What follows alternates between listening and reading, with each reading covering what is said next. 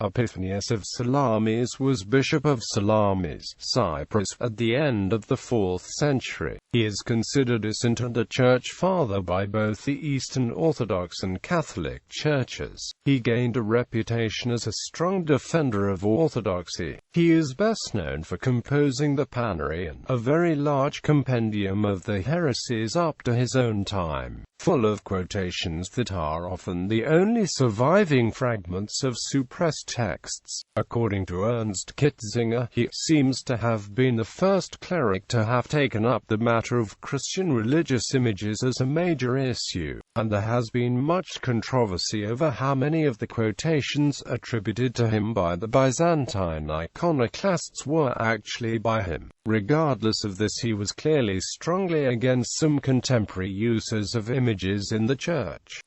Epiphanius was born into a Christian family in the small settlement of Bezenduk, near Eleutheropolis, and lived as a monk in Egypt, where he was educated and came into contact with Valentinian groups. He returned to Palestine around 333, when he was still a young man, and he founded a monastery at Ad nearby, which is often mentioned in the polemics of Jerome with Rufinus and John, Bishop of Jerusalem. He was ordained a priest, and lived and studied as superior of the monastery in Ad that he founded for 30 years and gained much skill and knowledge in that position. In the position he gained the ability to speak in several tongues, including Hebrew, Syriac, Egyptian, Greek, and Latin, and was called by Jerome on that account Pentaglossus. His reputation for learning prompted his nomination and consecration as Bishop of Salamis, Cyprus, in 365 or 367, a post which he held until his death.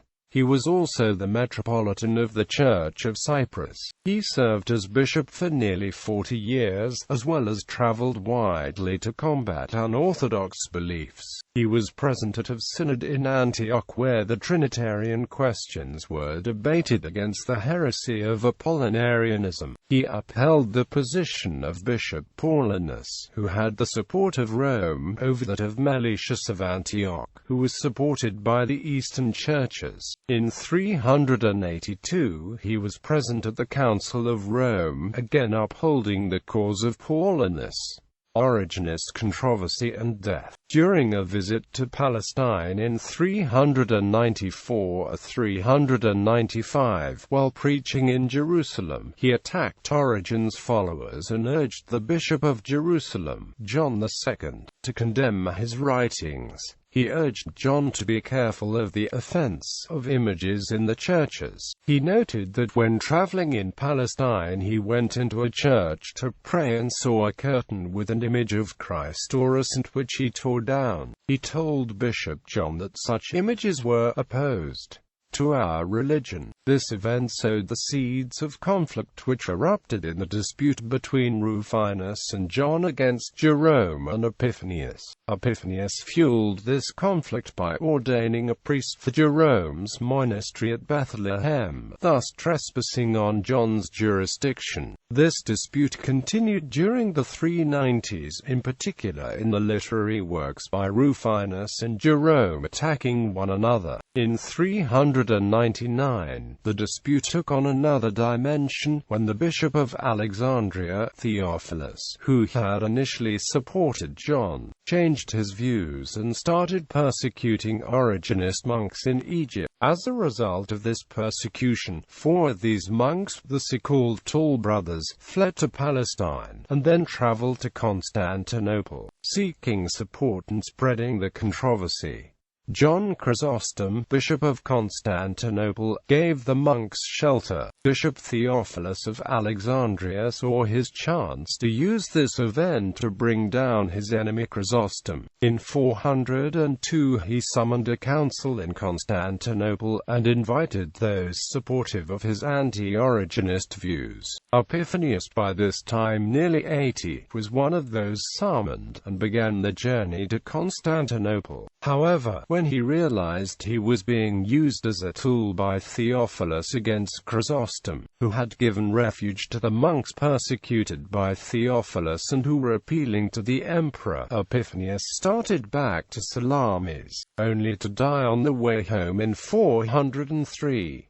The curtain incident. Letter Li in Jerome's letters gives Jerome's Latin translation, made at Epiphanius's request, of his letter, originally in Greek from c. 394, from Epiphanius, Bishop of Salamis, in Cyprus, to John, Bishop of Jerusalem. The final section covers the often quoted incident of the curtain, which, unlike other passages attributed to Epiphanius and quoted by the iconoclasts, is accepted as authentic by modern scholars. 9. Moreover, I have heard that certain persons have this grievance against me, when I accompanied you to the holy place called Bethel, that to join you in celebrating the collect, after the use of the church, I came to a village called Anablather, and, as I was passing, saw a lamp burning there. Asking what place it was, and learning it to be a church, I went in to pray, and found there a curtain hanging on the doors of the said church, dyed and embroidered. It bore an image either of Christ or of one of the saints. I do not rightly remember whose the image was.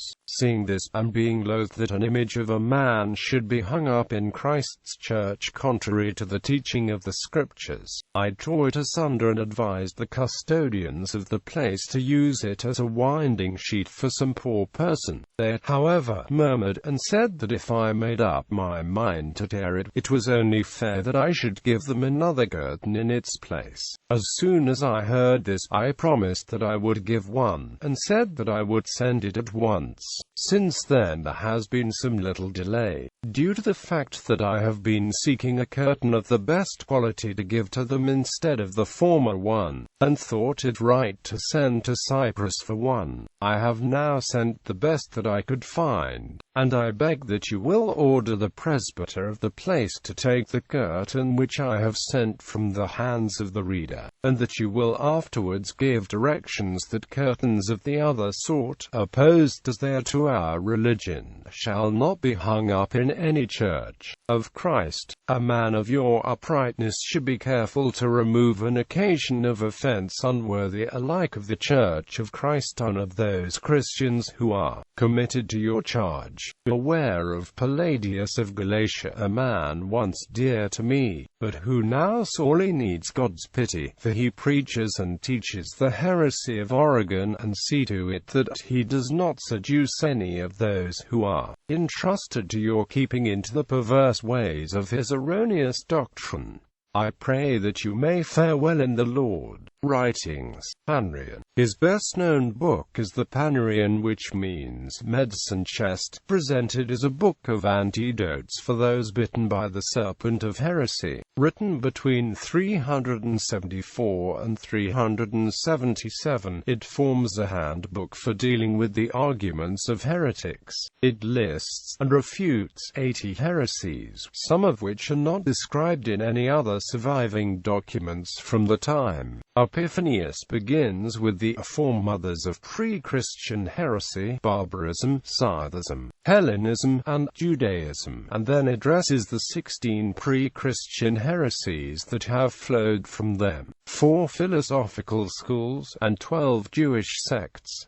Then follows an interlude, telling of the incarnation of the Word. After this, Epiphanius embarks on his account of the 60 Christian heresies, from assorted Gnostics to the various Trinitarian heresies of the 4th century, closing with the Collyridians and Messalians. While Epiphanius often let his zeal come before facts, he admits on one occasion that he writes against the Origenists based only on hearsay. The Panarion is a valuable source of information on the Christian Church of the 4th century. It is also an important source regarding the early Jewish Gospels, such as the Gospel according to the Hebrews circulating among the Ebionites and the Nazarenes, as well as the followers of Cerinthus and Marinthus. One unique feature of the Panarion Panarion is in the way that Epiphanius compares the various heretics to different poisonous beasts, going so far as to describe in detail the animal's characteristics, how it produces its poison, and how to protect oneself from the animal's bite or poison. For example, he describes his enemy Oregon as a toad noisy from too much moisture which keeps croaking louder and louder. Quote, he compares the Gnostics to a particularly dreaded snake with no pangs.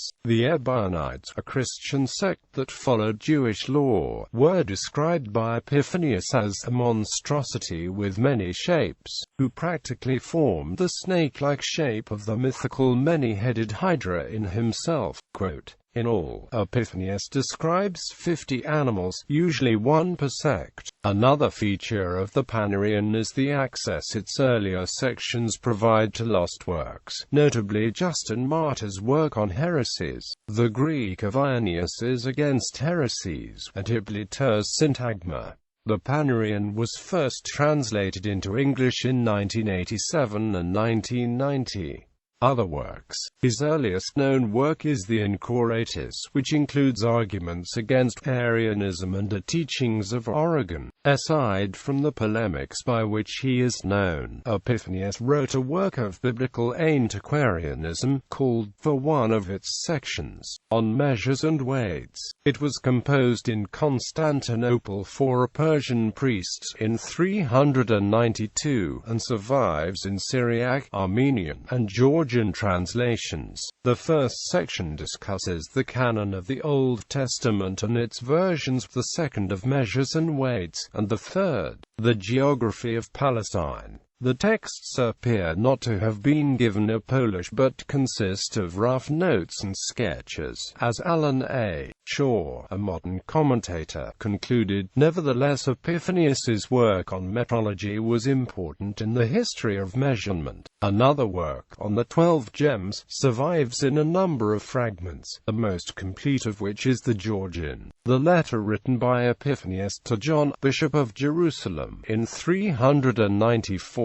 and preserved in Jerome's translation, is discussed above. The collection of homilies traditionally ascribed to Saint Epiphanius, bishop, are dated in the late 5th or 6th century and are not connected with Epiphanius of Salamis by modern scholars. Such was Epiphanius's reputation for learning that the Physiologus, the principal source of medieval bestiaries, came to be widely falsely attributed to him. Works: The Panarion of Epiphanius of Salamis, Book 1, Frank Williams, translator, 1987, ISBN 9004-07926-2. The Panarion of Epiphanius of Salamis, Book 2 and 3, Frank Williams, translator, 1993, ISBN 9004-098984. The Panarion of St. Epiphanius, Bishop of Salamis, Philip Aramidon, translator, 1990, ISBN 0-19-506291-4. Epiphanius's Treatise on Weights and Measures, the Syriac version, James Elmerdine, ed. 1935. Epiphanius de Gemis, the Old Georgian version and the fragments of the Armenian version, ed. Robert Pierpont Blake, Davies H. London, Christophers. Epiphanius von Salamis, Ubediahs Wolfstein im Hohepriestlichen Brustchild, nach dem Codex Vaticanus Borgianus Armenus 31 herausgegeben und übersetzt by Felix Albrecht and Arthur Manukian, 2014, ISBN 9781463202798.